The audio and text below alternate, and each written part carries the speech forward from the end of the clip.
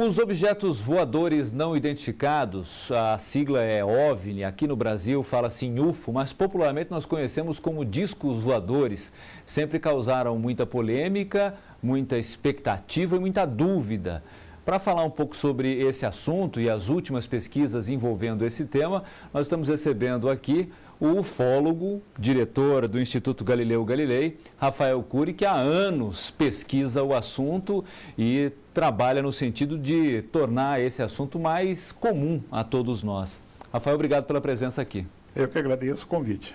Prazer. Rafael, o que tem de novo nesse meio? Porque durante muito tempo eu acompanho você há bastante tempo, seu trabalho há bastante tempo, e uma das questões que o Rafael sempre bateu foi na tentativa de conseguir, junto aos governos, junto às entidades ligadas à administração pública, não só aqui no Brasil, mas em outros países, o acesso a documentos que pudessem trazer à tona novas luzes sobre o assunto. Já se conseguiu isso, Rafael? Está mais fácil? Está mais fácil. Eu costumo dizer que nós tivemos três fases da ufologia, né? A ufologia dos anos 50, o início, né, das pesquisas, que o tema era mais tabu, né? Não existia um envolvimento maior por parte de autoridades, apenas os ufólogos e interessados no assunto. Depois, nos anos 90, nós tivemos um papel fundamental do cinema, abordando esse tema em dezenas de produções, algumas com campeões de bilheteria, com o próprio o Steven Spielberg, um dos grandes entusiastas do assunto, e mais recentemente uma participação maior, através desse processo de conscientização do fenômeno UFO, promovido por essas grandes produções, uma participação maior dos governos agora, dos militares e de cientistas. Então, essa fase hoje que nós estamos vivendo, nós temos uma liberação maior por parte de algumas autoridades governamentais. O Brasil está inserido nesse contexto, liberando farta documentação, está disponível na Biblioteca Nacional, através de algumas ações feitas por ufólogos.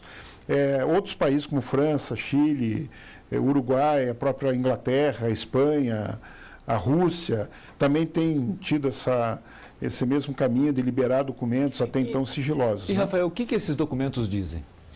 Basicamente, são documentos de pesquisa realizados por autoridades militares. A ufologia ela é praticamente dominada e quem está à frente são as forças aéreas. Então, as forças aéreas de vários países detêm o domínio sobre a pesquisa do fenômeno UFO. Não significa que Exército, Marinha e outros órgãos também não têm esse tipo de trabalho. Mas são pesquisas que envolvem perseguição de caças, aviões civis que são acompanhados, quedas de objetos que já ocorreram, são poucas, mas ocorreram.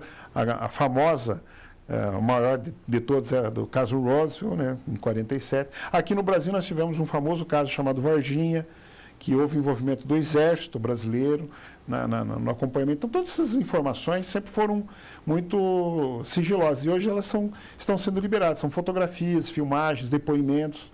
Nós, no Brasil, tivemos um acontecimento assim, muito marcante nos anos 70, denominado Operação Prato, que ocorreu na Bacia de Colares. A aeronáutica ficou 4 meses nessa região, coletando informações. Estranhos fenômenos, né, bolas luminosas, perseguiam as pessoas eram paralisadas, amostras de sangue eram retiradas através de faixas de luz e ocorreram casos fatais. Então, depoimentos de médicos, de autoridades, de militares que lá estiveram e hoje estão sendo liberados pela aeronáutica. Até então, antes dessa nosso pedido formal de liberação, eles negavam, isso não existe. E hoje nós estamos vendo que não só existiu, como tem farta documentação que está sendo liberado aos poucos à população. O motivo dessa documentação toda não ser divulgada durante tanto tempo era medo? Olha, existem várias situações, Tony. Uma posição muito comum dentro da ufologia internacional é que os governos, nos anos já 50, pós-guerra, através de uma liderança do governo americano, eles impuseram um sigilo em torno do assunto. Por quê? Porque eles também não tinham domínio. Então era muito mais fácil negar, manter em sigilo, do que falar não existe e não saber dar uma resposta. Quer dizer, nós temos uma força aérea, uma força militar incapaz, né, diante de um fenômeno superior tecnologicamente. Então eles passaram a negar o fenômeno. Mas isso vem sendo rompido com o tempo. E também há outros fatores, o despreparo da nossa humanidade. A nossa humanidade não estaria preparada, segundo especialistas, para receber a informação de que existem outras formas de vida nos visitando. De que forma esses objetos chegam aqui? Quem está por trás deles? Que elementos a sua pesquisa toda aponta? Dentro do campo da astrofísica, da astronomia, é praticamente unânime entre os cientistas de que há vida inteligente fora da Terra. Alguns, ou uma boa parte, não admite que essa forma de vida esteja chegando até nós. Se a gente for analisar essa questão da astrofísica, existem astros, planetas, né, sistemas estelares que surgiram bilhões de anos antes da nossa Terra ou do nosso Sol. Então, subtende-se que pode existir alguma forma de vida que esteja, em termos tecnológicos, também alguns milhões ou centenas de milhares de anos à nossa frente. Então, não é muito difícil admitir e aceitar que a gente possa estar sendo visitado. É possível isso, em termos de tecnologia. Eles podem ter, sim, uma tecnologia superior à nossa. Hoje existem estudos dentro da física quântica, hoje se estuda, por exemplo, o domínio da matéria, as formas de pensamento. Então, é um leque imenso de possibilidades. Pode ser que alguma dessas civilizações domine a matéria, domine o espaço-tempo, não precisaria, melhor dizendo, vencer essas distâncias enormes que existem. Eles podem ter uma tecnologia de materialização, desmaterialização, com domínio do espaço-tempo para chegar até nós. Então, isso é muito possível.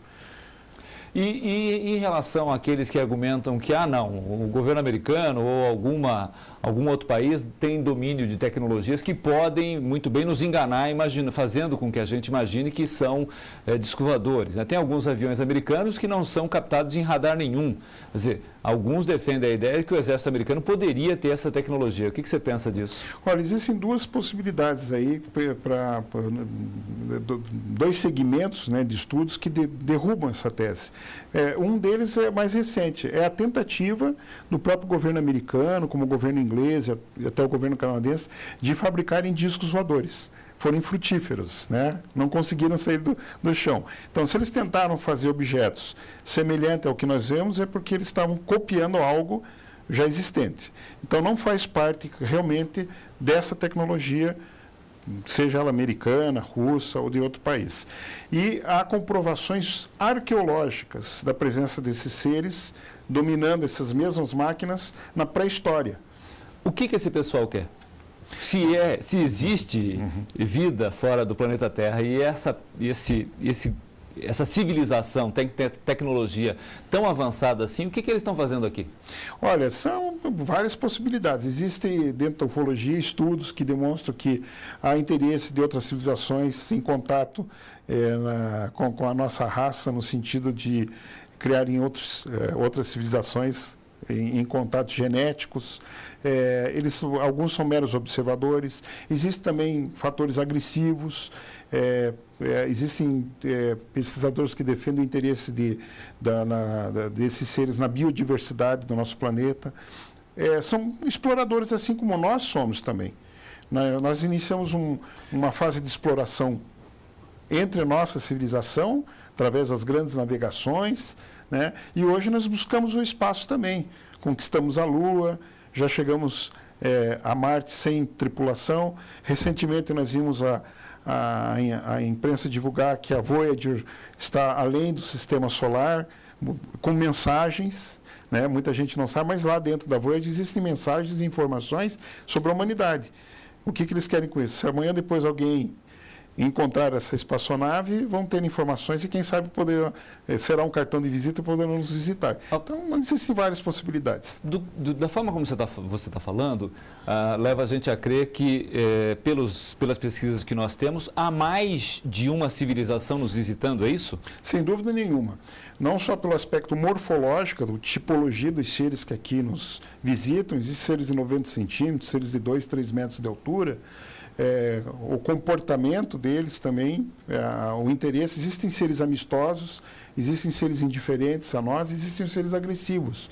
Então, toda essa temática que envolve a ufologia nos demonstra a possibilidade de várias civilizações estarem nos visitando. Algumas de forma mais limitada, outras de uma forma um pouco mais direta. Agora, você poderia me perguntar, né, por que eles não descem aqui, não estabelecem contato? Eu acho que aí é uma coisa que ainda não compete nós, ufólogos, respondermos, talvez a ciência, alguns outros segmentos, porque aquilo que nós falamos, uma manifestação dessa causaria um grande choque à humanidade. Eu devo lembrar a famosa história de Orson Welles, numa narrativa radiofônica, dizendo que os marcianos estavam invadindo a Terra. Houve pânico na época, suicídios, demonstrando o despreparo da humanidade para esse contato. Talvez com o nosso preparo, com a nossa evolução e experiências futuras, a gente possa receber frente a frente esses seres e descobrirmos um pouco mais de outras civilizações. Rafael, aqui no Paraná, eu me lembro de ter em algum momento da nossa história, havido registro de aparições de luzes estranhas, principalmente na região da Serra do Mar. Isso ainda continua acontecendo? Continua. Com o advento da internet, a gente hoje recebe informações de aparições a todo momento no mundo todo. O Paraná, dentro de um contexto nacional, nós somos pesquisadores de 3 décadas já, iniciamos nos anos 80, nós pudemos testemunhar que o Paraná sempre foi um cenário rico em termos de ufologia. Aparições aqui mesmo na capital, nós tivemos vários acontecimentos, inclusive causando blackouts na cidade. Eu lembro dos anos 80 que parte da cidade de Curitiba ficou às escuras, a população começou a testemunhar a aparição de objetos. Em Laranjeiras do Sul, houve um acontecimento que foi até matéria do programa Fantástico da Rede Globo. Um para-raio foi derretido pela interferência de um objeto, a cidade ficou no escuro. E você citou bem, a Serra do Mar é um palco assim, de grandes observações. Eu recomendo que as pessoas que desejem fazer vigílias, é uma região propícia, porque não tem muita iluminação, com certeza vão estar observando objetos não identificados, assim como já foram feitas fotografias importantes desses objetos na região da Serra do Mar. E o interesse nestas regiões é aquele mesmo que você disse, nossa biodiversidade, nossa riqueza natural, é isso? Olha, não existe uma regra para dizer por que esses objetos aparecem mais aqui ou lá. Se você me perguntar se os UFOs aparecem em Bangladesh, eu vou dizer que não. Mas por quê? Porque não existem registros, não existem pesquisadores, não existe coleta de informações. Então, o interesse assim, específico deles, eu posso, assim, pela experiência que eu tenho, na humanidade. Né? Claro, na biodiversidade também, mas não especificamente num ponto ou no outro. Há aparições de UFOs até no Triângulo das Bermudas, como já foram registrados, né? Em cima do mar. Há livros publicados recentemente por militares americanos demonstrando que há uma vigília constante de aparições de objetos em cima de usinas nucleares e de onde há instalações militares, como se estivessem vigiando esses centros. Há um interesse bem globalizado, assim como há também interesse no ser humano. Aí entra o fator das abduções. São pessoas que estão sendo levadas a bordo dos objetos, submetidas a exames, a implantes, a inseminação artificial, a contatos genéticos. A complexidade é muito grande. Mas no caso desses que são agressivos, nós temos condição de fazer frente a eles? Eu acredito que não. Há também a agressão humana a seres extraterrestres. Existem registros, são raros, tem casos clássicos em que houve seres que foram abatidos a tiros e foram recolhidos pelos outros seres que estavam próximos a esse, existem dentro da ufologia, mas é muito mais comum a agressividade por parte deles para conosco. Não que seja um volume muito grande, mas é mais comum. A Operação Prato que eu citei, envolveu, uma certa forma, uma agressão, porque houveram casos fatais. E quando você percebe que há choques entre aviões, isso tem muitos registros com esses objetos, ocasionando a queda desses aviões, subtende-se que eles estão invadindo o nosso espaço aéreo. Tem esse livro aqui, né, que eu trouxe para vocês, né, que é o... Não sei se a câmera pode mostrar, que é Ufologia Aeronáutica. Aí mostra o depoimento de um piloto da Força Aérea do Chile que pesquisou vários casos e onde ele demonstra o perigo que é a presença desses objetos nos espaços aéreos, principalmente bem próximos aos aeroportos, tanto de civis como militares. Tem mais de 30 casos mencionados, casos brasileiros, que demonstram uma preocupação de um governo, numa Força Aérea, que é do Chile, com a presença desses objetos próximos a esses aeroportos, a voos civis e militares. Bom, conversei aqui com o Rafael, aliás, trouxe um amplo material aqui, não só o livro, mas trouxe também alguns CDs com fóruns de ufologia, tem aqui também um outro vídeo com fotos e filmes. Aliás, hoje, como você disse, a internet oferece um vasto material. Quem quiser procurar qualquer coisa na internet, acha fácil, né? Acha fácil, mas eu deixo um alerta. É muito preocupante o número de fraudes que existem, de montagens, de fantasias. Recentemente, falando rapidamente, a gente foi muito procurado pela mídia referente a sons que estavam sendo ouvidos em determinadas cidades. Sons que vinham do nada, que eram captados, inclusive foram destacadas 10 cidades, uma na Rússia, outra na Inglaterra, na Espanha, e Curitiba estava nesse cenário. Mas eram todas montagens, um desses sons era retirado do filme Guerra dos Mundos, do Tom Cruise, né? E a gente teve que fazer todo um trabalho dizendo que era tudo uma montagem, era uma fantasia, né? Então nós temos que tomar muito cuidado com imagens que aparecem, com fotografias que aparecem, ou até com depoimentos.